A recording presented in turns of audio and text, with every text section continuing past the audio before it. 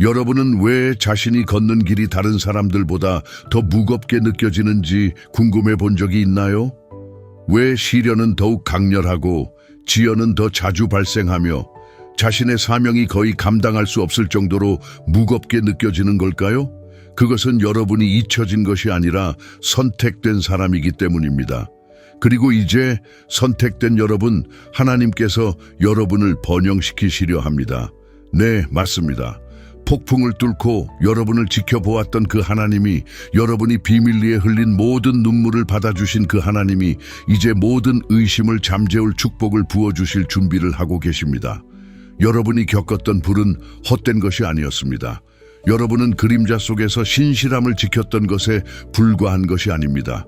매 시험, 매 상처, 그리고 숨겨진 순종의 모든 순간이 이 신성한 전환점을 위해 쌓여왔던 것입니다. 하나님의 왕국에서의 번영은 단순한 물질적 부에 국한되지 않습니다. 그것은 넘치는 평화, 신성한 목적, 치유, 회복, 설명할 수 없는 은혜에 관한 것입니다. 그것은 여러분의 영혼 깊숙이 닿아 하늘의 계획과 조화를 이루게 만드는 번영입니다. 그는 정직하게 걷는 자들에게 좋은 것을 아끼지 않으신다. 시편 84:11고 말씀하셨습니다. 여러분의 길은 때로 지치지만 올바르고 진실하며 믿음의 뿌리를 두고 있었습니다. 여러분이 기도와 눈물, 보이지 않는 희생으로 뿌린 것들은 이제 돌파구로 거두어질 것입니다. 하늘이 열리고 있습니다. 여러분이 강제로 열 수 없던 문들이 이제 쉽게 열릴 것입니다. 한때 여러분을 무시했던 사람들이 바로 하나님의 영광이 여러분 위에 떠오르는 것을 목격할 것입니다. 그리고 지금은 여러분이 피어날 계절입니다. 이것은 단순한 회복이 아닙니다. 신성한 번영이며 배가 되고 넘치는 종류입니다. 새로운 힘과 새롭게 갱신된 비전, 여러분의 목적에 맞는 자원을 받을 준비를 하십시오. 하나님께서 여러분을 번영시키시려 합니다. 그것은 여러분이 earned 한 것이 아니라 그분이 약속하신 것이기 때문입니다. 그리고 하나님은 항상 그 약속을 지키십니다. 내 큰 불확실성 속에서는 압도당하는 기분이 들기 쉽지만 전능하신 하나님은 여전히 그 보좌에 계십니다.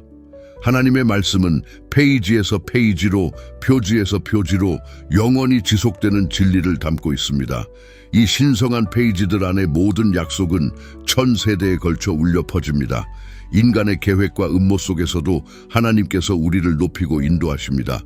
하나님이 치유자이시며 신실하시고 모든 것을 충분히 공급하시는 분임을 믿으십시오. 그의 천사들이 여러분을 지키며 도움이 필요한 이들에게 보호와 희망을 제공합니다. 그의 선하심과 자비는 여러분의 여정 내내 동반자가 되어주며 여러분이 영원히 주의 집에 거하는 길로 인도합니다. 친애하는 여러분, 여러분의 삶에 신성한 번영의 계절이 펼쳐지고 있습니다. 여러분은 이미 하나님의 풍성한 축복의 징후를 느끼고 있을지도 모릅니다. 이러한 징후를 인식하는 것은 우리를 하나님께 더 가까이 이끌고 우리가 간절히 기도해온 번영과 일치하게 합니다. 그러므로 열린 마음과 마음으로 하나님께서 여러분을 번영시키시려는 5가지 명확한 징후를 탐구하는 이 우플리프팅한 여정을 시작해 봅시다. 인생은 때때로 거칠게 느껴지지 않나요? 혼란 속에서도 여러분이 생각하는 것보다 더 강하고 회복력이 있다는 것을 상기시켜 드리고 싶습니다. 잠시 시간을 내어 여러분 안에 있는 힘을 인정해 보십시오. 여러분은 도전에 직면하고 폭풍을 헤쳐나왔으며 그럼에도 불구하고 여전히 여기 서 있습니다. 여러분의 여정은 독특하며 여러분이 겪고 있는 고난은 여러분을 깊이와 인격을 가진 사람으로 형성하고 있습니다. 쉽지 않은 날들이 있다는 것을 압니다. 무게가 압도적으로 느껴지고 앞길이 불확실할 때도 있습니다.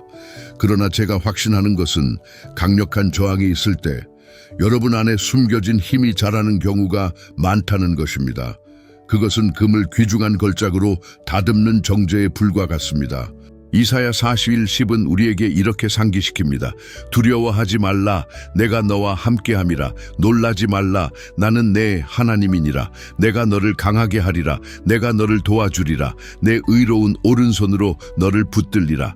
하나님께서 여러분의 삶에 번영의 파도를 가져오시려는 징후를 탐색하는 동안 여러분이 단순한 관찰자가 아니라 여러분의 삶에 놀라운 이야기의 적극적인 참여자임을 기억하십시오. 함께 탐구해 보도록 합시다. 누가 알겠습니까? 여러분이 찾고 있는 징후가 생각보다 더 가까이 있을지도 모릅니다. 이제 첫 번째 미세한 징후인 엄청난 저항에 대해 살펴보겠습니다. 여러분은 인생의 여러 분야에서 비정상적으로 높은 수준의 반대에 직면하고 있다고 느낀 적이 있나요? 이는 드문 일이 아닙니다. 여러분의 경력에서 독성의 상사와 매 단계가 도전으로 느껴지는 동료들, 그리고 지지보다는 질투를 품고 있는 동료들을 만날 수 있습니다. 가족 관계에서도 가장 가까운 사람들로부터 질투를 느낄 수도 있습니다. 요셉이 자신의 형들로부터 저항을 받았던 것처럼 그도 이집트에서 강력하고 번영한 인물이 되었습니다. 여러분이 겪고 있는 이러한 고난은 아마도 여러분의 삶에서 새로운 번영의 계절을 위한 출산 고통일지도 모릅니다. 창세기 50:20은 이렇게 아름답게 표현합니다.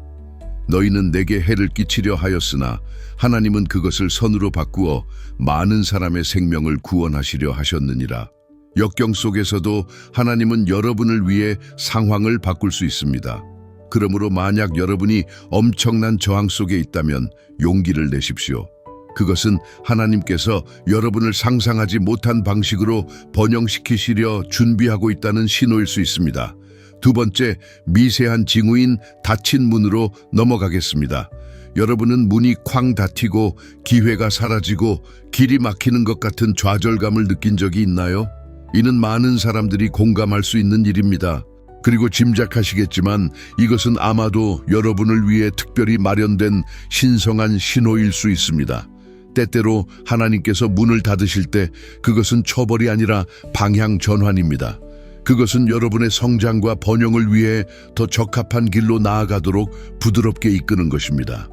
여러분이 겪고 있는 닫힌 문들은 하나님께서 여러분을 위해 더 큰 것을 준비하고 있다는 강력한 표시일 수 있습니다. 성경의 사도행전 16:7에 나오는 바울의 이야기를 살펴보겠습니다. 그들은 비두니아로 들어가고자 하였으나 예수의 영이 허락하지 아니하므로 무시아에 이르러 드로아로 가고자 하였으나 허락하지 아니하더라. 바울이 닫힌 문에 직면하고 예수의 영에 의해 그의 선교 여행이 방향이 전환된 모습을 상상해 보십시오. 이러한 닫힌 문들은 그를 복음이 번성하는 새로운 지역으로 이끌었습니다. 이제 여러분의 닫힌 문들을 하나님께서 여러분을 위해 특별히 준비한 번영과 축복으로 이끄시는 신성한 방법으로 바라보십시오. 만약 현재 닫힌 문에 직면하고 있다면 친구여 용기를 내십시오. 그것은 하나님께서 여러분의 여정에서 변화를 조율하고 있다는 신호일 수 있습니다. 다음에 열릴 문은 여러분을 비할 데 없는 풍요의 계절로 인도할지도 모릅니다. 세 번째 미세한 징후인 불안정함과 불안감을 탐구해 보겠습니다. 여러분은 불안정한 느낌이 감돌고 마음 깊은 곳에서 불안한 기분이 드는 계절을 경험한 적이 있나요? 이는 깊은 경험이며 놀랍게도 신성한 개입의 신호일 수 있습니다. 불안정함은 여러분의 영혼이 깨어나고 있다는 신호로 볼 수 있습니다. 종종 이는 변혁의 계절을 예고하는 것입니다. 마치 신성한 정원사가 새로운 아름다움을 심기 위해 흙을 부드럽게 일구는 것과 같습니다. 우리는 종종 중요한 목적의 여정을 시작하기 전에 깊은 불안정함을 경험하는 사람들의 사례를 봅니다. 아브라함은 고향을 떠나라는 부름을 느꼈습니다. 모세는 바로에게 맞서기 위해 불안함을 느꼈습니다. 룻은 하나님의 섭리의 여정에서 보아스를 만날 때까지 불안정한 기분을 느꼈습니다. 여러분이 느끼는 이 불안정함은 하나님께서 여러분을 위해 준비하고 계신 번영을 향한 전환을 준비하고 있다는 신호일 수 있습니다. 이는 여러분의 마음을 살펴보고 신성한 인도를 구하며 앞으로의 가능성에 열려있는 초대입니다. 시편 37:4-5는 위로와 방향을 제공하며 이렇게 말합니다. 여호와를 기뻐하라. 그가 네 마음의 소원을 이루어 주시리라. 네 길을 여호와께 맡기라. 그를 의지하면 그가 이루시리라. 만약 불안정함과 불안감이 여러분의 마음에 자리 잡았다면 친구여, 그것을 하나님께 여러분의 길을 맡기라는 부름으로 여기십시오. 하나님께서 여러분을 위해 특별히 준비한 번영의 계절을 위해 신뢰하십시오. 이 불안정함을 여러분의 삶에서 펼쳐지는 신성한 변화를 위한 전조로 받아들이십시오. 네 번째, 미세한 징후인 인생의 위기를 헤쳐나가는 것을 살펴보겠습니다. 여러분은 불안정한 인생의 위기 속에 있는 것처럼 느껴본 적이 있나요? 땅이 흔들리고 미래가 불확실하게 느껴지는 시점에서요. 이는 분명 도전적인 순간이지만 믿거나 말거나 여러분의 신성한 번영을 향한 여정에서 중요한 순간이 될 수 있습니다. 인생의 위기는 종종 깊은 변화를 위한 촉마의 역할을 합니다. 주변의 모든 것이 혼란스러울 때 하나님께서 여러분의 길을 재조정하고 전례 없는 성장을 가져오실 수 있는 기회가 됩니다. 마치 재에서 피어나는 불사조처럼 재생과 갱신의 상징입니다. 성경 전역에서 우리는 깊은 인생의 위기에 직면한 사람들의 이야기를 만납니다. 욥은 그가 소중히 여겼던 거의 모든 것을 잃었지만 하나님은 그를 회복하셨습니다. 요나는 큰 물고기의 뱃속에서 위기를 겪은 후 신성한 목적을 향해 나아갔습니다. 이사야 43:2는 위기의 순간에 위로와 확신을 제공합니다. 네가 물 가운데로 지나갈 때 내가 너와 함께 할 것이며 강을 건널 때 물이 너를 침몰하지 못하게 하리라. 네가 불 가운데로 지나갈 때 타지 아니할 것이며 불꽃이 너를 사르지 못하리라. 그러므로 현재 인생의 위기를 헤쳐나가고 있다면 여러분은 혼자가 아닙니다. 하나님은 폭풍 속에서도 여러분과 함께 계시며 물가를 지나가게 하고 불꽃으로부터 여러분을 보호하십니다. 이 위기는 하나님께서 여러분의 삶에서 절망의 죄를 아름다움으로 변화시키시는 신성한 번영의 계절을 위한 전조일 수 있습니다. 이 과정을 받아들이고 희망을 붙잡고 여러분이 겪고 있는 위기가 하나님께서 여러분을 위해 특별히 준비한 풍요와 축복으로 나아가는 발판이 될 것임을 믿으십시오. 이제 다섯 번째, 미세한 징후인 혼란 속에서 항해하는 것을 살펴보겠습니다. 여러분은 명확성이 사라지고 앞으로 나아갈 길이 불확실하게 흐릿해진 상태에서 혼란스러운 기분을 느낀 적이 있나요? 이는 매우 도전적인 공간이지만 놀랍게도 이것은 혼란 속에서 신성한 인도를 나타내는 중요한 신호일 수 있습니다. 혼란은 더 깊은 이해와 영적 통찰을 구하라는 신성한 초대로 볼 수 있습니다. 불확실한 순간에 하나님께서 우리의 목적과 방향에 대한 깊은 계시를 제공하시는 경우가 많습니다. 흐린 하늘이 상쾌한 비를 앞서 예고하듯이 여러분의 혼란의 계절은 신성한 지혜와 명확성의 쏟아짐을 예고하는 전조일 수 있습니다. 구약에서 중심 인물인 모세의 이야기를 떠올려 보십시오. 그는 이스라엘 백성을 이집트에서 해방시키라는 놀라운 목적을 위해 하나님에 의해 선택되었습니다. 그러나 모세는 우리처럼 자신의 능력에 대한 불확실성과 의심을 겪었습니다. 모세의 혼란의 여정은 하나님이 불타는 떨기나무에서 그를 부르셨을 때 시작되었습니다. 기적의 징후를 목격하고 하나님과 직접 대화했음에도 불구하고 모세는 이스라엘 백성을 이끌 능력이 있는지 의문을 품었습니다. 출애굽기 3:1에서 모세는 하나님께 내가 누구이기에 바로에게 가서 이스라엘 자손을 애굽에서 인도하여 내겠습니까? 라고 대답합니다.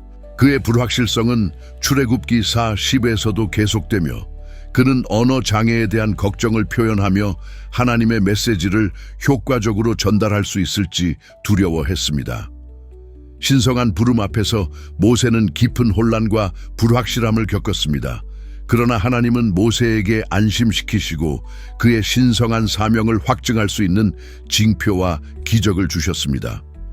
혼란과 자기 의심에도 불구하고 모세는 결국 하나님의 부름을 받아들이고 성경 역사에서 가장 영향력 있는 지도자 중 한 사람이 되었습니다. 이 이야기는 하나님께 선택받은 이들도 깊은 혼란의 순간을 겪을 수 있음을 가르쳐 줍니다. 모세의 여정은 자신의 능력과 목적을 의문시하는 인간 경험을 반영합니다. 그러나 이는 또한 하나님의 인도와 확신이 혼란을 깊은 목적의 길로 변화시킬 수 있음을 보여줍니다. 그러므로 만약 여러분이 불확실한 계절에 있다면 모세의 이야기를 기억하십시오. 혼란을 신성한 확증과 인도의 기회로 받아들이십시오. 하나님께서 모세를 그의 중요한 역할을 위해 준비하신 것처럼 여러분을 인도하실 수 있습니다. 우리가 논의한 모든 징후에 여러분이 공감하고 있다면, 엄청난 저항에 직면하거나 닫힌 문을 겪거나 인생의 위기를 헤쳐나가거나 불안정함을 느끼거나 혼란에 빠져 있다면 여러분을 위한 강력한 진리가 있습니다. 여러분의 축복은 먼 신기루가 아닙니다. 그것은 바로 코앞에 있으며 신성한 타이밍 속에서 펼쳐지기를 기다리고 있습니다. 성경은 예레미야 20기 1일에서 이렇게 보장합니다. 내가 너희를 향한 계획을 안다. 여호와의 말씀이니 평안을 주려는 것이요 재앙을 주려는 것이 아니니라. 너희에게 미래와 희망을 주려는 계획이니라. 하나님께서 여러분을 위해 준비하신 계획은 선하심으로 가득 차 있으며 여러분이 겪고 있는 모든 일시적인 도전보다 더 큰 목적이 있습니다.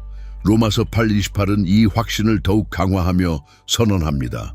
우리는 하나님을 사랑하는 자, 곧 그 뜻대로 부르심을 받은 자들에게는 모든 것이 합력하여 선을 이루는 줄을 안다.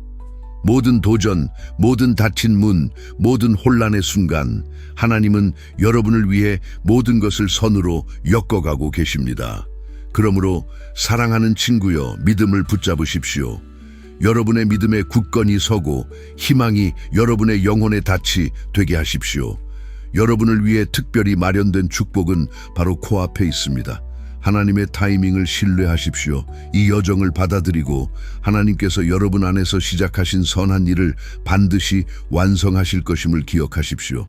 삶의 징후와 계절을 헤쳐나가면서 하나님의 약속이 여러분의 힘의 원천이 되게 하십시오. 여러분의 이야기는 만들어지는 간증이며 번영의 장은 여러분의 이름으로 쓰여질 것입니다. 이제 우리의 머리를 숙이고 우리의 마음을 모아 감사의 기도를 드리며 우리의 삶의 모든 측면에서 번영의 약속을 주신 전능하신 하나님께 감사의 마음을 표현합시다. 이 기도가 하나님의 은혜에 대한 겸손한 인식의 반영이 되기를 바라며 우리를 기다리는 풍성한 축복에 대한 진정한 감사의 표현이 되기를 기도합니다. 사랑하는 하늘의 아버지, 우리는 여러분의 끝없는 사랑과 우리에게 주신 번영의 약속에 감사하는 마음으로 여러분 앞에 나아갑니다. 주님, 우리 삶에서 당신의 신성한 존재와 목적을 확신시켜주는 징후들에 감사드립니다. 엄청난 저항, 닫힌 문, 인생의 위기, 불안정함과 혼란 속에서도 우리의 삶을 위한 당신의 계획은 희망과 선하심으로 가득 차 있다는 안도감을 찾습니다. 예레미야 29:1의 말씀에 따라 당신은 우리의 복지를 위한 계획과 희망이 가득한 미래를 약속하셨습니다. 로마서 8:28의 약속 위에 굳건히 서며 모든 일에 대해 하나님께서 사랑하는 자들을 위해 선을 이루신다는 사실을 믿습니다. 상황이 도전적으로 보일 때에도 하나님께서 우리의 삶을 위해 아름다운 축복과 번영의 테피스트리를 엮어가고 계심을 신뢰합니다. 우리는 당신의 신실하심에 찬양을 드립니다. 빌립보서 1.6의 강력한 구절에 따라 당신께서 우리 안에서 시작하신 일을 완성하실 것이라는 확신을 가지고 있습니다. 오늘 주님, 우리는 우리의 경력, 관계, 건강, 그리고 우리의 삶의 모든 측면에서 당신의 번영의 약속에 대해 진심으로 감사드립니다. 우리의 축복이 곧 다가올 것임을 믿으며 당신의 신성한 타이밍에 따라 우리의 마음이 계속해서 당신의 뜻과 일치하게 하여 주시기를 기도합니다. 당신은 약속을 이행하시는 하나님이시며 우리는 당신을 믿습니다. 예수님의 이름으로 기도합니다. 아멘. 인생의 여정 속에서 우리는 각자의 길의 복잡함을 헤쳐나가면서 격려의 영혼을 지니는 것이 중요합니다. 여러분은 혼자가 아닙니다.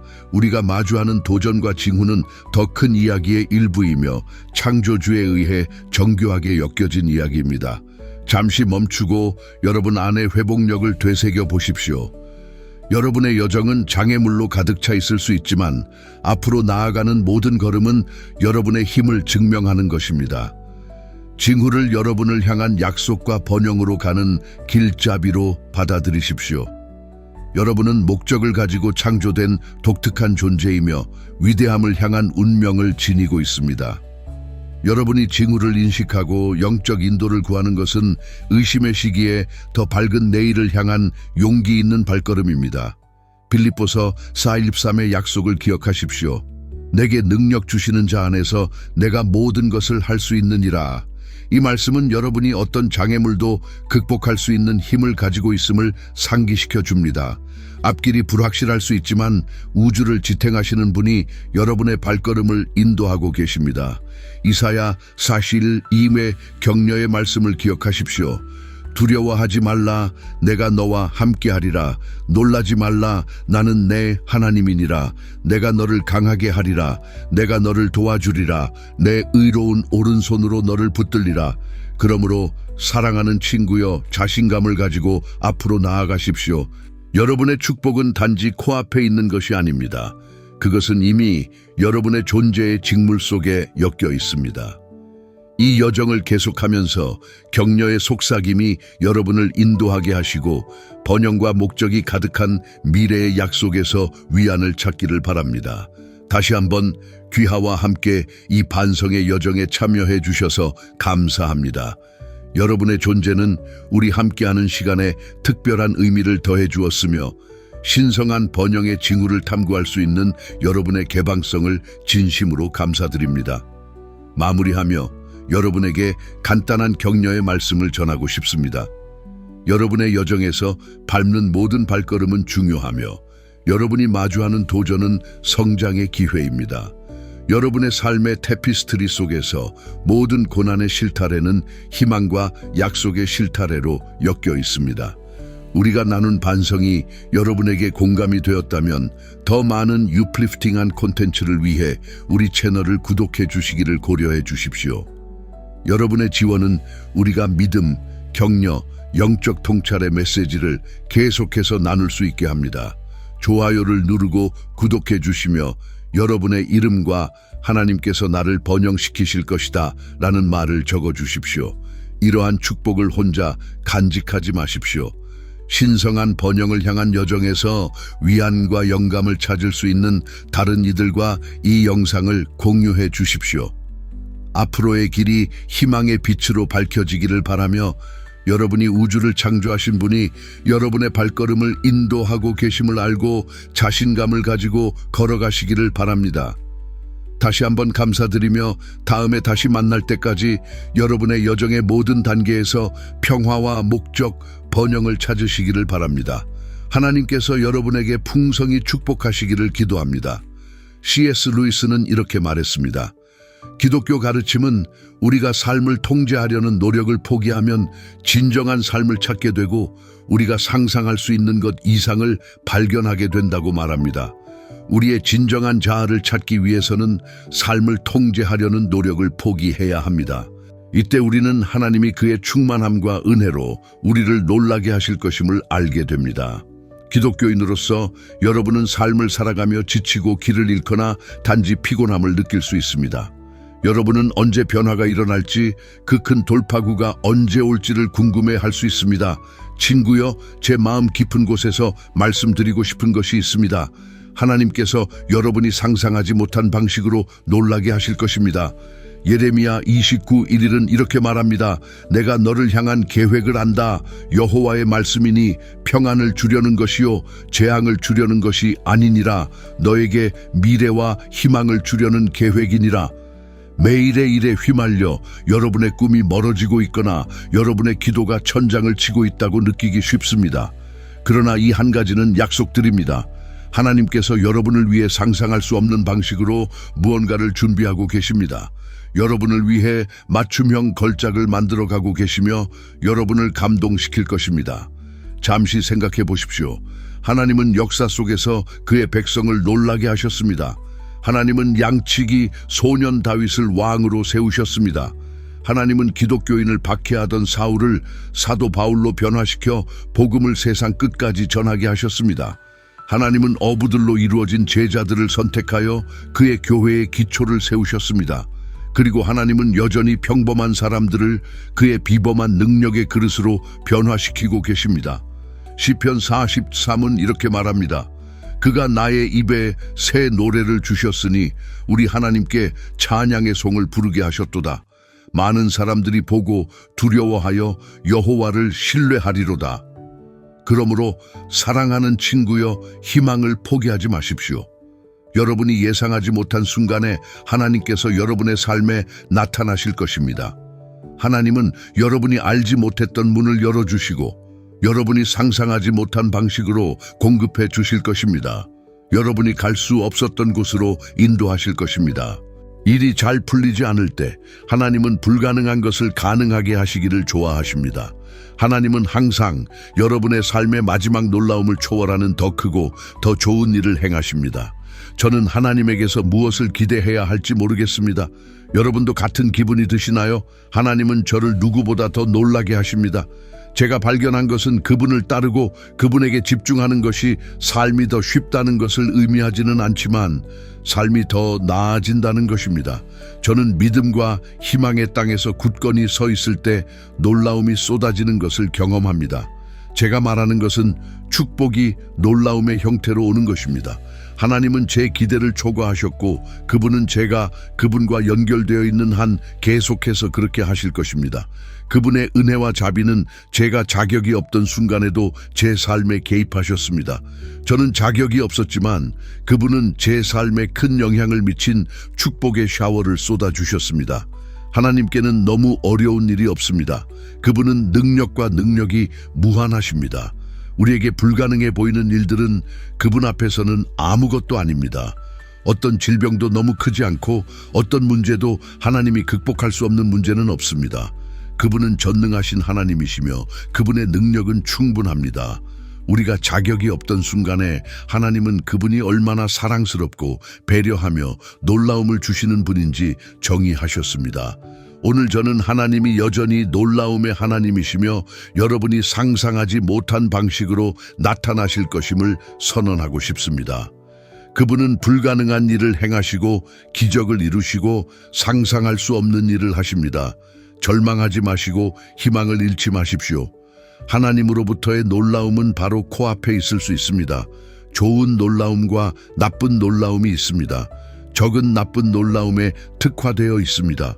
때때로 너무 많은 나쁜 놀라움이 생겨서 그것이 규범이 되기도 합니다. 우리는 나쁜 놀라움을 기대하고 최악의 상황을 예상합니다. 하나님은 그와 정반대입니다. 그분은 여러분을 비범한 축복으로 놀라게 하실 것입니다. 이 땅에서 예수님은 매우 비범하셨습니다. 그분의 기적, 행동, 말씀은 혁신적이고 비범했습니다. 주님은 그 독특한 특성을 잃지 않으셨습니다. 그분은 규범을 흔들고 그 본질을 흔들어 놓습니다. 그분은 다르게 일을 하십니다. 그분은 그분의 방식으로 일을 하십니다. 그분과 함께라면 여러분은 예상치 못한 일을 기대할 수 있으며 그 이하로는 기대하지 마십시오. 하나님은 좋은 놀라움의 하나님이시며 그분의 약속을 지키시고 더 많은 것을 이루실 것입니다. 여러분의 이름이 새겨진 놀라운 축복이 있으며 그것은 여러분의 삶의 문 앞에 도착할 것입니다. 여러분이 큰 인생의 변화를 겪고 있거나 그저 모든 일이 잘 풀리지 않는 그런 주간을 보내고 있다면 믿음에 의지하는 것이 여러분을 지탱해 줄 수 있습니다. 저는 제 삶에서 믿음이 어떻게 저를 인도했는지 반성할 시간을 가졌습니다. 저는 좋은 시기와 힘든 시기를 믿음과 분리하지 않습니다. 저는 제 삶이 믿음의 선물로 침투된 것에 감사하며 예수님과의 관계가 마치 물리적인 사람과의 관계처럼 진정한 것이 되도록 노력하고 있습니다. 저는 기도와 예배를 제 하루의 일부로 계획하고 있습니다. 저는 하나님께서 그 시간 동안 제 마음을 부드럽게 하시고 제가 일이나 루틴이 아닌 진정한 예배를 드릴 수 있도록 주의를 기울이기를 기도합니다. 이 과정에서 저는 제 삶에서 그분의 사랑을 알고 이해하고 그분이 제게 요구하시는 것이 무엇인지 알기를 원합니다. 또한 저는 매일의 점검을 실천하고 있습니다. 이는 제 하루, 감정, 상호작용, 반응을 그리스도의 빛 안에서 반성할 수 있도록 하는 데 필수적입니다. 예수님이 그곳을 떠나실 때 두 맹인이 그분을 따라오며 외쳤습니다. 다윗의 아들, 우리에게 불쌍히 여기소서. 예수님이 집 안으로 들어가셨을 때 그 맹인들이 그에게 와서 그분이 내가 이 일을 할 수 있느냐 라고 물으셨습니다. 그들이 대답했습니다. 예, 주님. 그러자 그분은 그들의 눈을 만지시며 말씀하셨습니다. 너희의 믿음대로 너희에게 이루어질지어다. 그들의 시력이 회복되었습니다. 여러분이 믿는 것에 따라 하나님은 여러분의 삶에서 일하실 것입니다. 예수님은 종종 사람들에게 그들의 믿음이 그들을 치유하고 자유롭게 하며 용서하게 했다고 말씀하셨습니다. 그러나 여러분이 의심하고 믿지 않으면 하나님의 능력이 여러분의 요구를 충족할 수 없게 됩니다. 그 능력이 아예 작동하지 않을 수도 있습니다. 결국 예수님은 그곳을 떠나셨습니다. 그분이 그들의 교회에서 가르치셨을 때 사람들은 놀라워하며 물었습니다. 이 사람이 어떻게 이 모든 지혜와 능력을 얻었을까? 이 사람은 목수의 아들이 아닌가?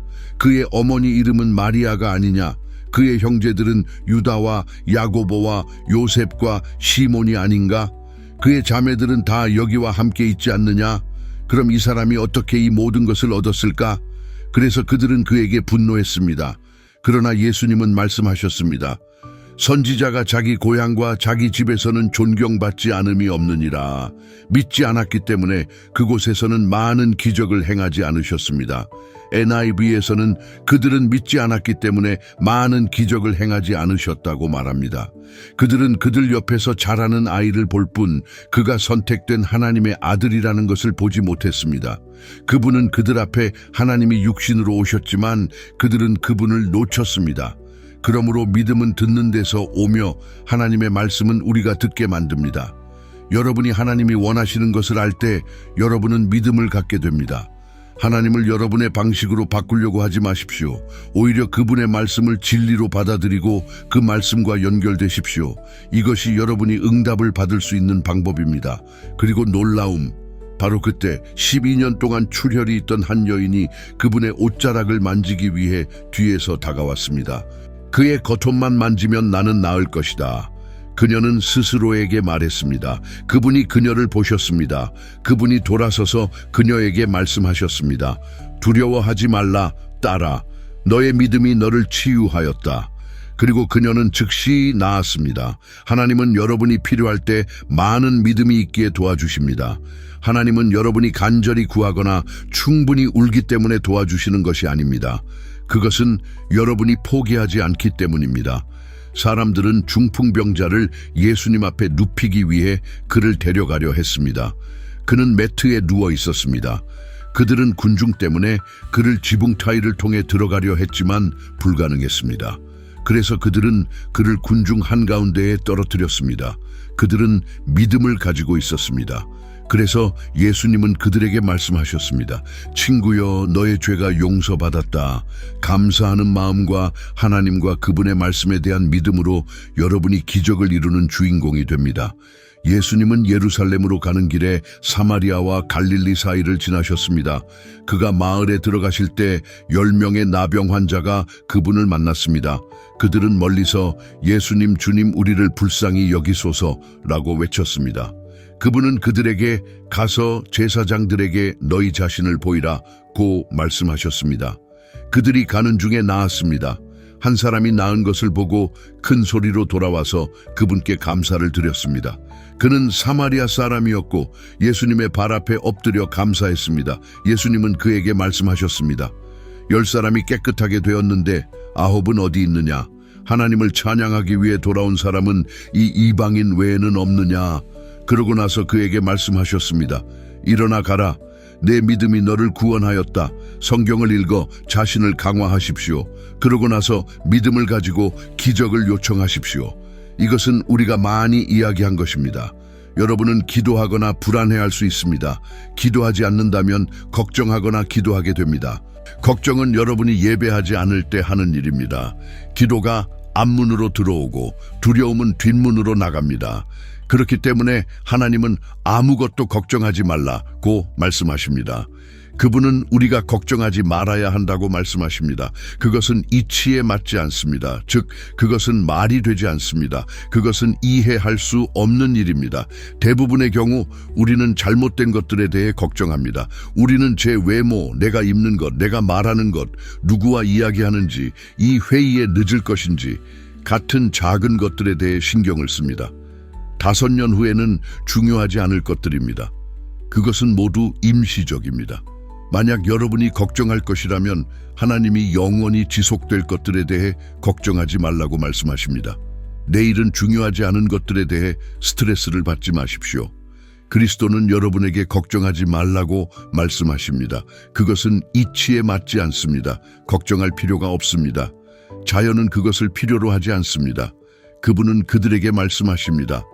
새들을 보라, 새들을 보라. 그들은 씨를 심거나 수확하거나 헛간에 저장하지 않는다. 그들은 내가 살기에 충분한 것이 있는가? 와 같은 것들에 대해 신경 쓰지 않는다. 그분은 말씀하십니다. 그러나 너희의 하늘 아버지께서 그들을 먹이신다. 너희는 새들보다 더 소중하지 않느냐? 하나님은 너희를 돌보지 않겠느냐? 만약 그분이 새들을 돌보신다면 마태복음 6장 28절과 29절에 말씀하신 바와 같이 옷을 염려하는 것이 무슨 의미가 있느냐? 꽃밭을 방문해보라. 꽃들은 어떻게 보일지 걱정하지 않는다. 그러나 솔로몬의 모든 영광이 그들보다 더 잘 차려입지 못하였다. 그분은 또한 모든 창조물이 인간을 제외하고는 제 돌봄을 믿는다고 말씀하십니다. 그분은 걱정이 정상적이지 않다고 말씀하십니다. 예수님은 걱정이 도움이 되지 않는다고 말씀하십니다. 그분은 어떻게 걱정이 유용하지 않다고 아는 걸까요? 그것은 효과가 없습니다. 걱정할 때 아무것도 변하지 않습니다. 마태복음 6:27은 너희 중에 누가 걱정함으로 자기 수명을 1시간이라도 더 할 수 있느냐고 묻습니다. 걱정한다고 해서 여러분이 더 커지거나 작아지지 않습니다. 걱정한다고 해서 여러분이 더 날씬해지거나 더 뚱뚱해지지 않습니다. 걱정하는 것이 여러분을 더 키우거나 작게 만들지 않습니다. 그분은 묻습니다. 누가 무엇을 바꿀 수 있느냐? 그분은 여러분이 걱정함으로써 과거를 바꿀 수 없다고 말씀하십니다. 과거는 여러분에게 끝났습니다. 두려워할 필요가 없습니다. 걱정은 여러분의 삶을 지배해서는 안 됩니다. 걱정은 아무것도 변하지 않습니다. 과거를 바꿀 수 없고 미래를 바꿀 수 없으며 현재를 바꿀 수 없습니다. 오늘 무엇이 잘못되었나요? 그분은 그들에게 걱정하지 말라고 말씀하십니다. 여러분의 영적인 아버지가 여러분을 돌보실 것이라고 말씀하십니다. 저는 어릴 적에 이 말을 들었던 기억이 납니다.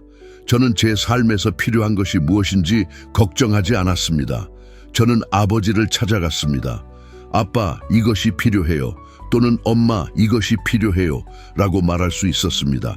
만약 무엇인가를 사기 위해 돈이 필요하다면 저는 아버지께 아빠, 이걸 사기 위해 돈이 필요해요. 라고 말했습니다. 제가 그가 어디에서 돈을 구할 것인지에 대해 걱정한 적은 없었습니다. 그것은 그를 걱정하게 만들었습니다.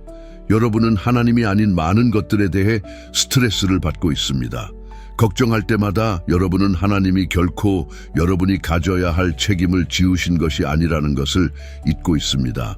여러분이 걱정할 때마다 마치 여러분이 하나님인 것처럼 행동합니다. 여러분은 모든 것에 대한 책임이 있다고 믿고 하늘 아버지가 없다고 믿습니다. 하나님이 여러분의 하늘 아버지이고 하나님이 선하시다는 것을 아는 한 두려워하지 마십시오. 마태복음 6:30은 이렇게 말씀하십니다. 하나님이 그렇게도 모든 것을 신경 쓰신다면, 하루살이처럼 몇 날 살다가 죽는 꽃들을 돌보신다면 여러분도 돌보시지 않겠습니까? 하지만 여러분의 삶은 수십 년 동안 이어져 왔습니다. 하나님이 하루살이처럼 몇 날 살다가 죽는 꽃들조차 돌보신다면 여러분도 돌보시지 않겠습니까? 이 구절에서 하나님은 여러분이 중요하다고 말씀하십니다. 여러분은 소중합니다. 여러분이 얼마나 소중한지를 아는 것이 필요합니다. 십자가를 보십시오. 하나님은 여러분을 너무나 사랑하셔서 예수님을 십자가에 죽게 하셨습니다. 여러분은 쓰레기가 아닙니다. 여러분은 무가치하지 않습니다. 아니요. 여러분은 하나님께 소중한 자녀이기 때문에 하나님에게 무가치하지 않습니다. 목자가 스스로 방어할 수 없는 양들을 돌보듯이 여러분이 필요할 때 그분도 그렇게 하십니다. 제가 무슨 말을 하고 싶냐면 여러분의 삶에서 스트레스를 받는 것이 바로 하나님이 얼마나 좋은지를 이해하지 못하기 때문입니다. 걱정은 적신호입니다. 경고등이 깜빡이는 것과 같습니다. 이는 제가 하나님이 얼마나 좋은지를 잊고 그분이 저에게 무엇을 약속하셨는지를 잊었다는 것을 의미합니다. 하나님은 계속해서 내가 너의 모든 필요를 채우리라고 말씀하십니다. 만약 여러분이 하나님을 신뢰한다면 그분은 여러분의 모든 필요를 채우실 것입니다. 만약 여러분이 그분을 신뢰하지 않는다면 여러분은 혼자입니다. 그러나 만약 여러분이 신뢰한다면 그분은 내가 너의 모든 필요를 채우리라고 말씀하십니다. 걱정은 저에게 아무런 의미가 없습니다. 하나님이 얼마나 좋은지를 잊은 것입니다. 그리고 여러분이 아는 것은 우리가 항상 문제에 빠지는 이유입니다. 하나님이 선하시지 않을 것이라고 의심할 때마다 하나님이 저를 돌보지 않을 것이라고 생각할 때 우리는 하나님이 선하시지 않다고 믿습니다.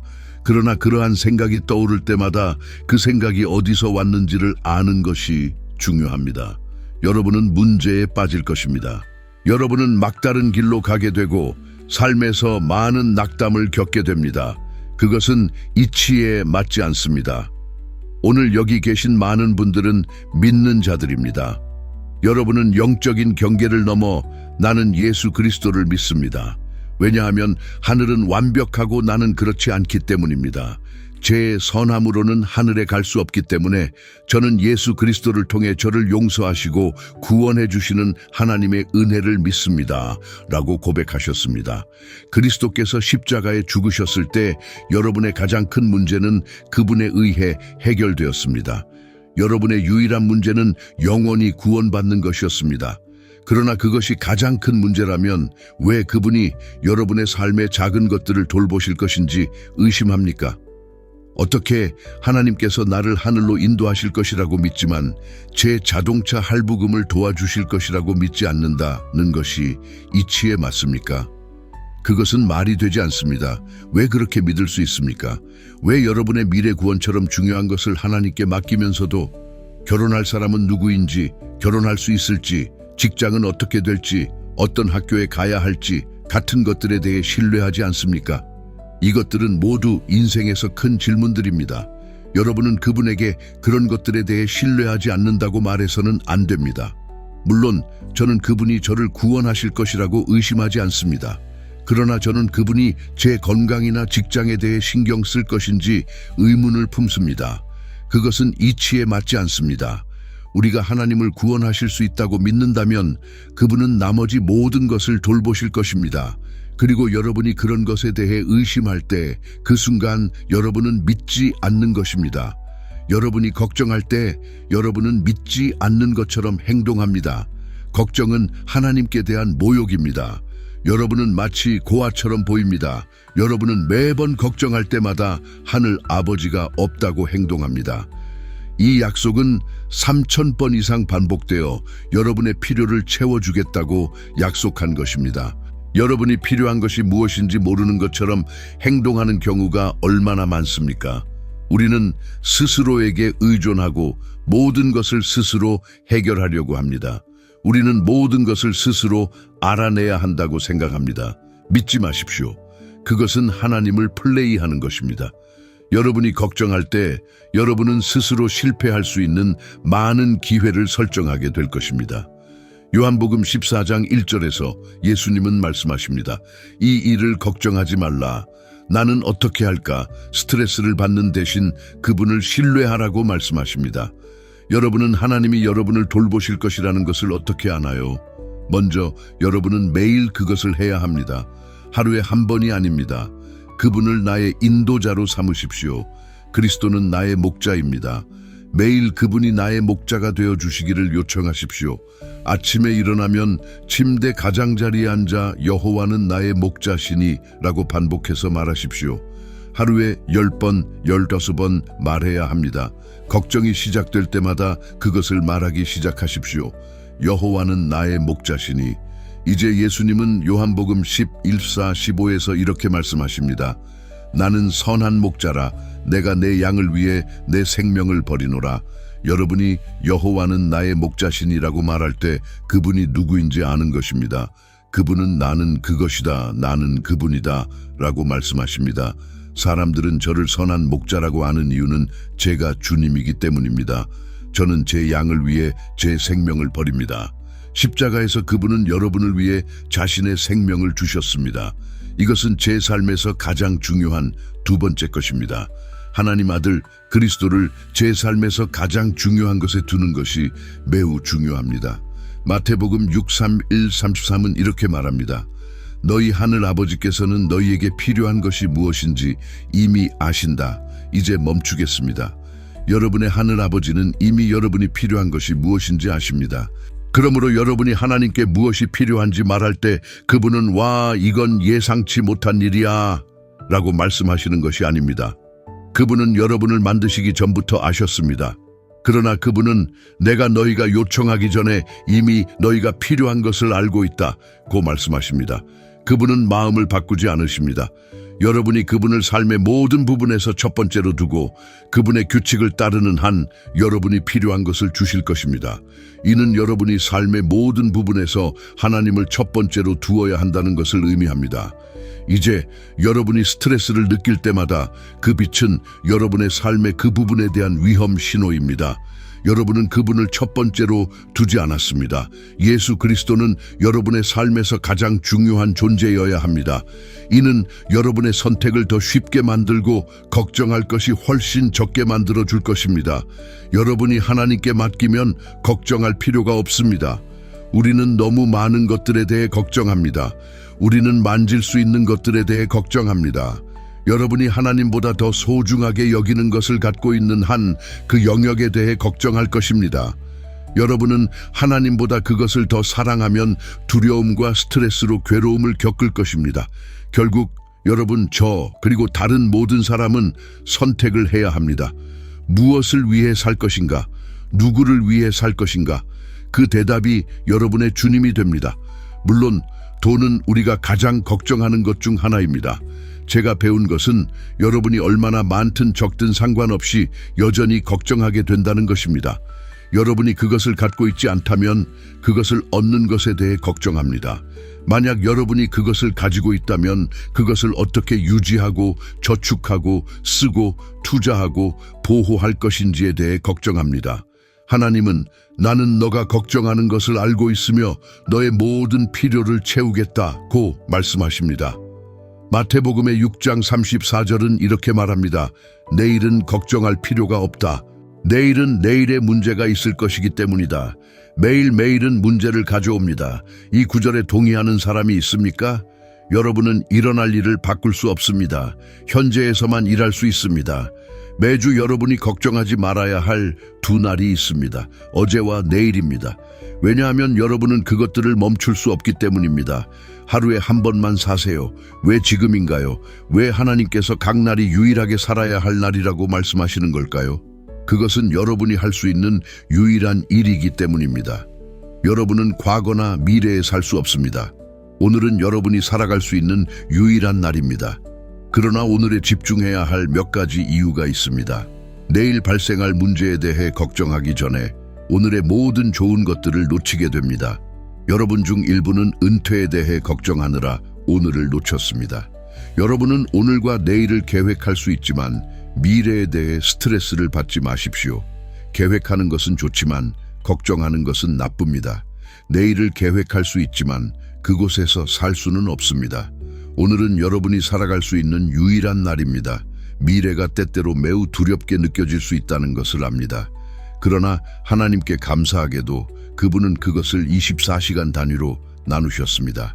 여러분은 한 번에 모든 것을 처리할 필요가 없습니다. 하루에 24시간씩 처리하시면 됩니다. 그리고 하나님이 여러분에게 미래에 대해 모든 것을 한 번에 말씀하신다면 여러분은 감당할 수 없을 것입니다. 그러나 여러분은 아직 그곳에 도달하지 않았고 준비되지 않았습니다. 그것은 여러분에게 한 번에 닥쳐오지 않을 것입니다. 하루에 한 번씩 미래를 마주하게 될 것입니다. 여호와가 나의 인도자이시니 여러분은 그것을 감당할 수 있습니다. 이제 저는 여러분이 이 기도를 저와 함께 하거나 이 기도를 믿음으로 듣고 이 기도의 모든 축복을 누리기를 바랍니다. 위대한 은혜롭고 사랑이 넘치는 하나님께 기도합시다. 하늘의 아버지, 저는 여러분의 보좌 앞에 저의 생각, 욕망, 계획, 그리고 심지어 두려움까지 무릎 꿇습니다. 주님, 당신이 제 삶의 모든 세부 사항을 통제하고 계신다는 것을 알고 있습니다. 저는 저를 짓누르는 것들을 계속 붙잡고 싶지 않습니다. 제가 싸워야 할 전투를 싸우고 싶지 않습니다. 저는 주님, 제가 책임지기를 원하지 않고 책임지시는 분을 신뢰하고 싶습니다. 주님, 당신은 모든 선택된 자의 마음을 아십니다. 그들은 노력에 지치고 기다림에 피로하며 미래에 대해 불확실합니다. 그러나 오늘 우리는 우리의 힘으로 씨름하는 것을 끝내고 모든 것을 내려놓습니다. 우리의 마음은 내 뜻이 아니라 당신의 뜻이 이루어지게 하소서라고 외칩니다. 누가복음 22:42. 당신의 계획은 더 높고 당신의 생각은 더 크며 당신의 타이밍은 항상 옳습니다. 우리가 스스로의 이야기를 쓰려고 했던 때에 대해 주님 용서해 주십시오. 우리가 통제를 고수했던 때, 어두운 길에서 당신의 선하심을 의심했던 때, 대답이 빨리 오지 않을 때, 인내심을 잃었던 때에 대해 용서해 주십시오. 그러나 오늘 아버지, 우리는 모든 것을 제단에 내려놓습니다. 모든 질문, 모든 짐, 모든 부서진 조각을 내려놓고 결과를 당신께 맡깁니다. 당신은 놀라움을 주시는 하나님이십니다. 하나님은 모세를 위해 바다를 가르셨고 사라를 위해 부림의 태를 여셨으며 요셉을 구덩이에서 궁전으로 올리셨습니다. 하나님은 광야에서 길을 만드시고 메마른 곳에 시내를 만드십니다. 하나님께는 너무 어려운 일이 없습니다.